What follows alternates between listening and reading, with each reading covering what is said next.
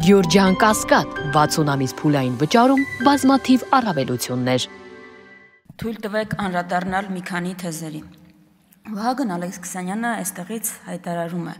ասում է, եթե դուք Իրանի ու Վրաստանի նկատմամբ չունեք նույն վերաբերմունքը, ինչ որ Թուրքիայի եւ Ադրբեջանի, դա նշանակում է, որ ձեր հայրենասիրությունը թելադրված է Ռուսաստանի կողմից։ Նոր դարակազմիկ թեզը, որը առաջ են քաշում ընդդիմությանը մեղադրելու։ Տեսեք ինչ է ասում իշխող ուժը։ Ասում է, եթե դուք աշխարհի մյուս պետությունների, ձեր հարևանների, այդ թվում նաև եղբայրական պետության նկատմամբ չունեք այն նույն վերաբերմունքը, ինչ որ ձեզ ցեղասպանած պետության նկատմամբ, Արցախում էթնիկ զտում իրականացրած պետության, ուրեմն նշանակում է, ձեր հայրենասիրության մոդելը թելադրվում է Ռուսաստանի կողմից։ Ինչ են առաջարկում այս մարդիկ փաստորեն, ասում են Թուրքիան ու Ադրբեջանը Հայաստանի համար նենց պետություն է, ոնց որ Վրաստանը եւ Իրանը, ոչ մի տարբերություն, ասում են, ու չեն հասկանում մենք ինչ խնդիր ունենք տեղ, մենք ինչ ենք ասում ենք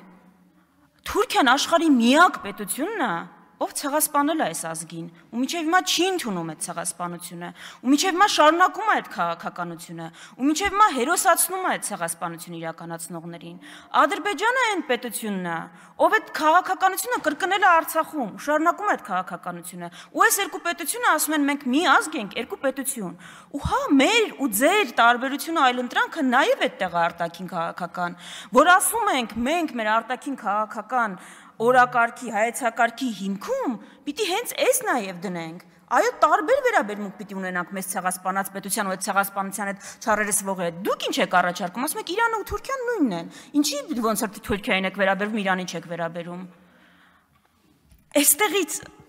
Այստեղից ավելի լավ էլ ո՞նց բան արվի։ Այդ Թուրքիան է մեզ ասում, բայց ի՞նչ է մեր մեջ տեղի ունեցել, որ մենք բոլորի նման հարևաններ ենք։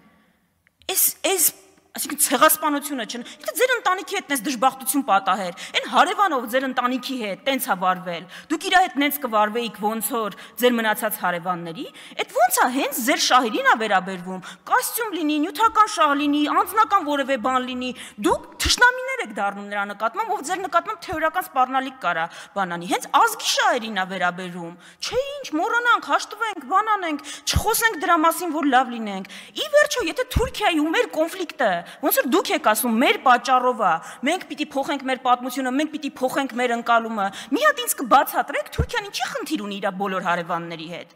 Կիպրացիների հետ էլ կիպրացիների պատճառով է, հույնների հետ հույնների պատճառով է, Սիրիային չի մտան, սիրիացիների պատճառով է, կարող է ամեն դեպքում ձեր թեզը, թուրքական թեզը ու մեր պատճառով չի այդ կոնֆլիկտը,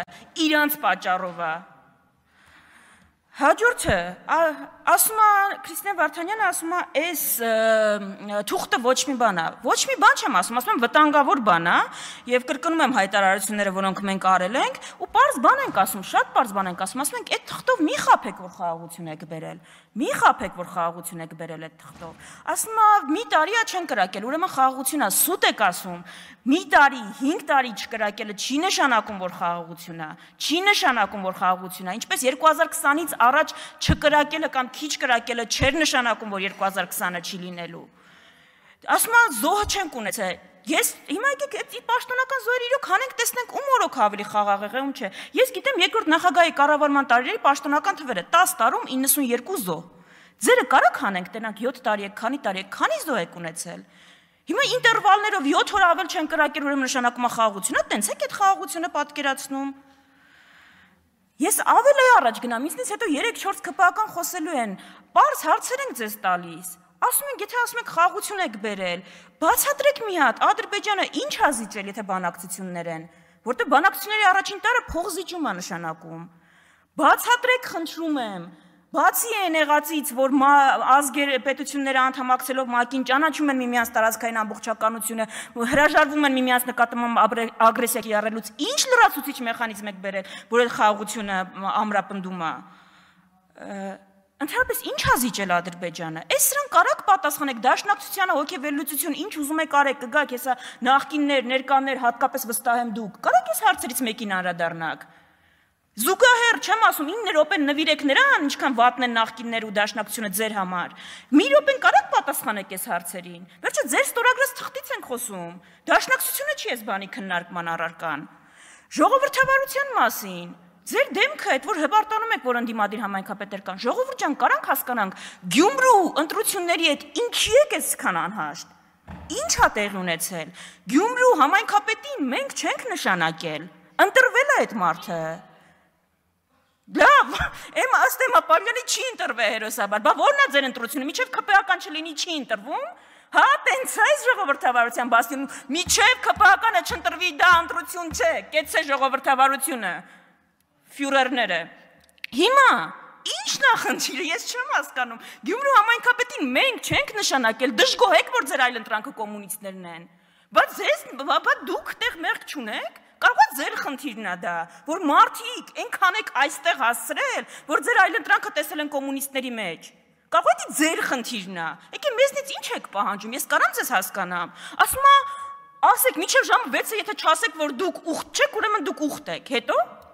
ասենք ինչքան պիտի ով կարա մի հատ պահանջ ներկայացնի բանը ինքնիշխանությանը հարցականի տակ դնելու համար ես կարամ 100 հատ հայտարարություն անեմ ձեզնից սկզբունքային 600 անգամ ավելի շատ ինքնիշխանություն բառը օգտագործեմ ոչ մեր քաղաքական ուժը ոչ մի ծրագիր չունի Հայաստանի անկախությունը ինքնիշխանությունը կասկածի տակ դնելու որևէ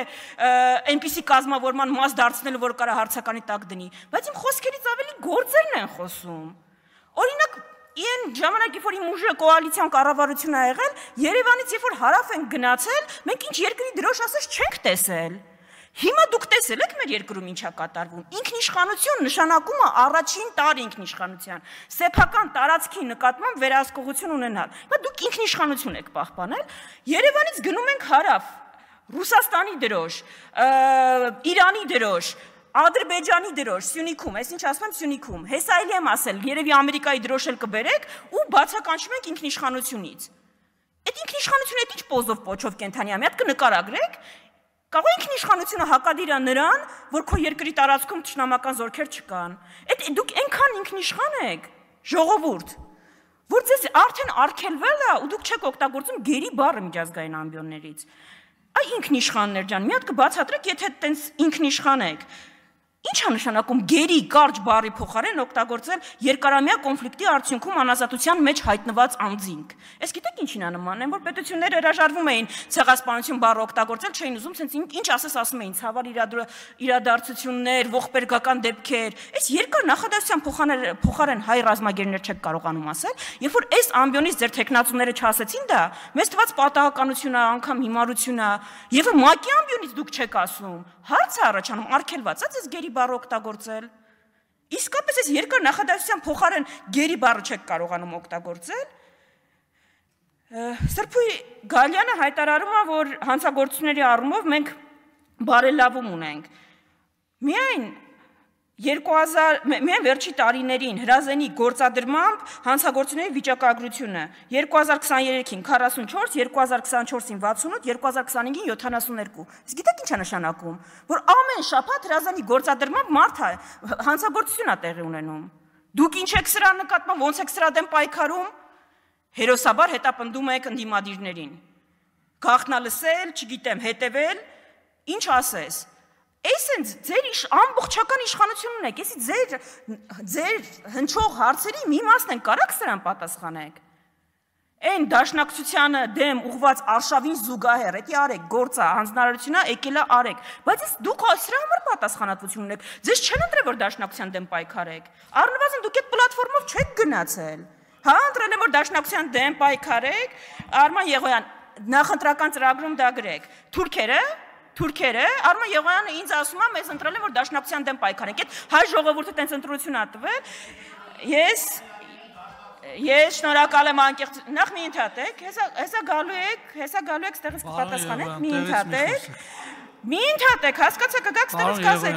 ես վստահ եմ, որ Էրդողանը և Ալիևը ձեզ ընտրել են, որ դաշնակցության դեմ պայքարեք, շնորհակալություն անկեղծության համար, վստահ եմ դրանում երկընտրանք չկար, վերջում Հայկ Կոնջորյանին հատկապես, այստեղից ամենացիկված գիրքը, որի համար ես շատ ուրախ եմ, շատ սիրում եմ այդ գիրքը, Քաջազնունու դաշնակցությունն այլևս անելիք չունին։ Ժողովուրդ, դուք այդ գրքի վերնագիրը կարդալուց բացի գիրքը կարդացել եք։ Բերեմ տամ ձեզ օրինակը կարդակ։ Դուք գիտեք այդ գիրքը ինչի մասին է, թե մենակ հիմա ոնց որ վերնագրերն են կարդում, եք կարդում։ Դուք գիտեք Քաջազնին ինչի մասին է գրել։ Քաջազնին գրել է, որ բոլշևիկները եկել են, խորհրդային կարգեր են, անում են այն ինչ մենք պիտի անենք, դաշնակցությունը այդ պայմաններում, էլ առաքելություն չունի։ Մեր Քաջազնու կոնֆլիկտը այդ է եղել, որ ասել ենք չէ հակառակը։ Այդ կարգերը պիտի փոխենք, անկախ պետությունից ավելի բարձր բան մեր համար չկա ու մենք առաքելություն ունենք։ Կարդացեք մի բանը միջև խոսելը։ Շնորհակալություն։